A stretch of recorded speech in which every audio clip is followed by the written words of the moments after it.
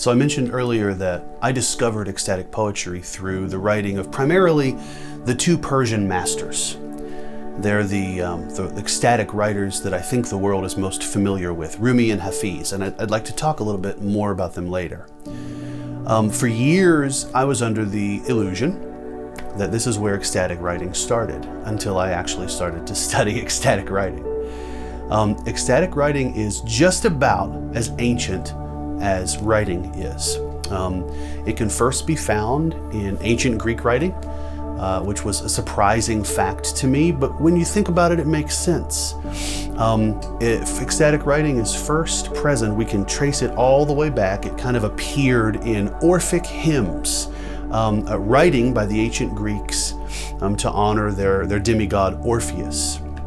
You might be familiar with the big vases and pots that we see in museums that often depict Greek gods and demigods. They're oftentimes black and orange, and the vases are beautiful. They're works of art in themselves. Oftentimes we see a being, a human, with a lyre, and he's singing his songs.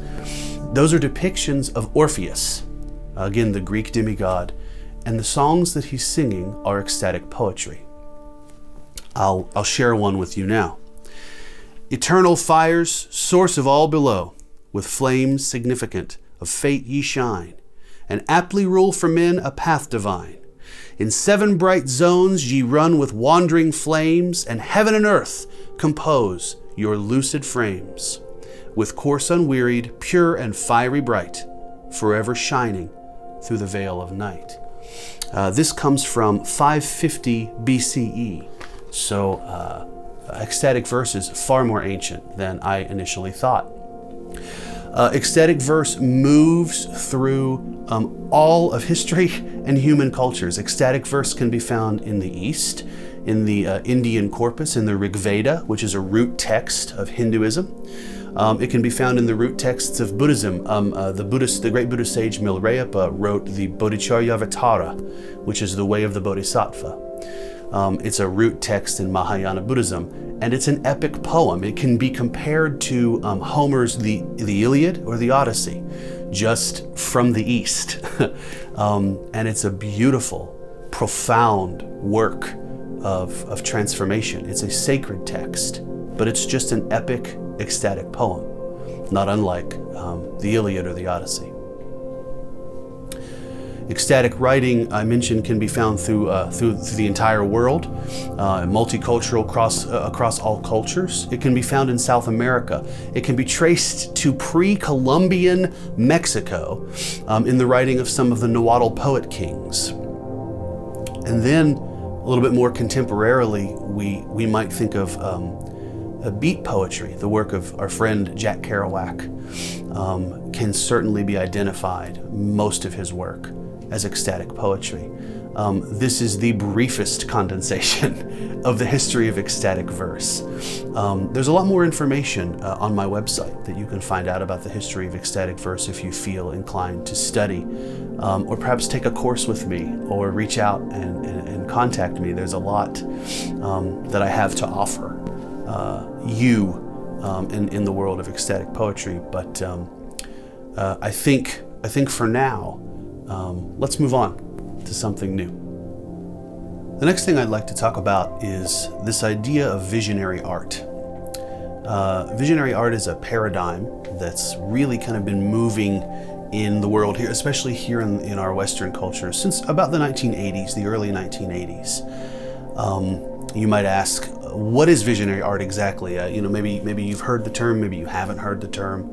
The best and simplest way that we can kind of describe or define visionary art is that it's art, so it's a subgenre of art, which is a big umbrella, I know, that encourages introspection, deep inner seeing. It's art that encourages ecstasis, right? This kind of separation from self, this kind of mystical experience.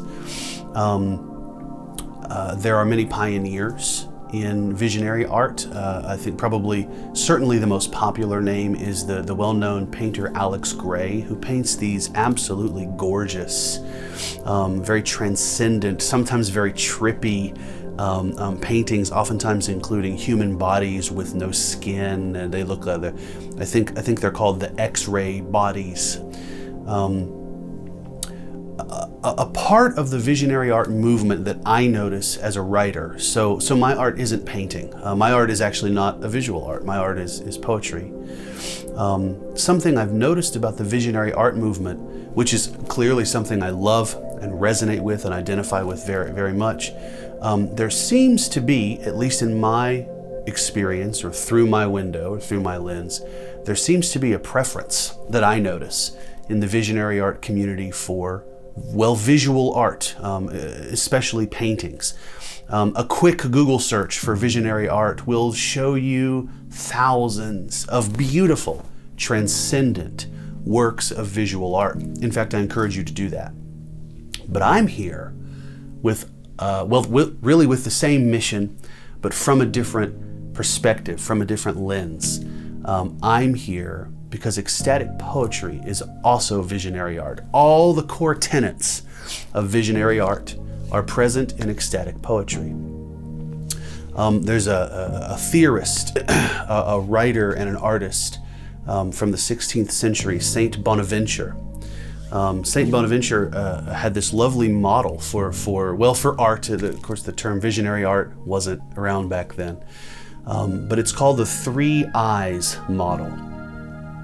The eye of the flesh, the eye of reason, and the eye of spirit. And I'd like to share a little bit about those the 3 eyes from Saint Bonaventure's model, because it's really a great way to come to understand visionary art and ecstatic poetry, and how ecstatic poetry has a place in the visionary art paradigm. So I'll share a little tiny bit about that. It's really a hierarchical model. So with each step we progress actually down a little bit deeper into our intuitive knowing, into our essence. So the eye of the flesh really just kind of indicates that we're taking in art, we're receiving any art, a song, a dance, a play, a painting, a poem. We're taking it in, and we're just kind of at a place where we're only understanding its base value. That's a painting, and it's lovely. This model, this kind of visionary art theory, suggests that there's much more to art than just the eye of the flesh. There's the eye of reason. The eye of reason is the middle level of Saint Bonaventure's 3 eyes model, and it's kind of at this place when we as the recipients, the viewers, the people who are taking in art, it's at this level that we begin to see correspondences between art and its deeper meaning. I love this example. There's this great example about Beethoven's 6th Symphony, which you may or may not know is often called his Pastoral Symphony. And people have claimed for centuries that when they hear Beethoven's 6th Symphony, they can see the pastures and the rolling hills. They can see the beautiful, the billowy clouds, and they can see the cows and the horses. There's one account that I read during my study. Someone said, when I listen to Beethoven's 6th Symphony, I can smell the cow shit.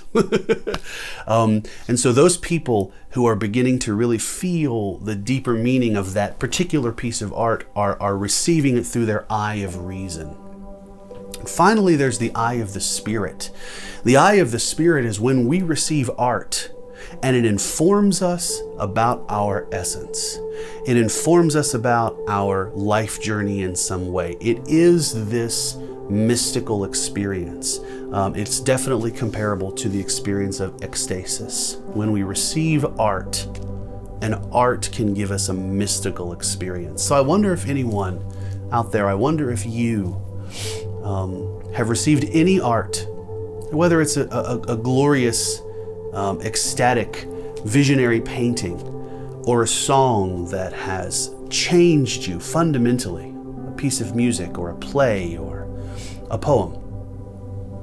This is the paradigm of visionary art, and part of my mission here today, part of my mission in the world as an ongoing journey is to share these very transformative, faculties, these very transformative capabilities or capacities that visionary art possesses in the world regarding ecstatic poetry or about ecstatic poetry. Ecstatic poetry is visionary art.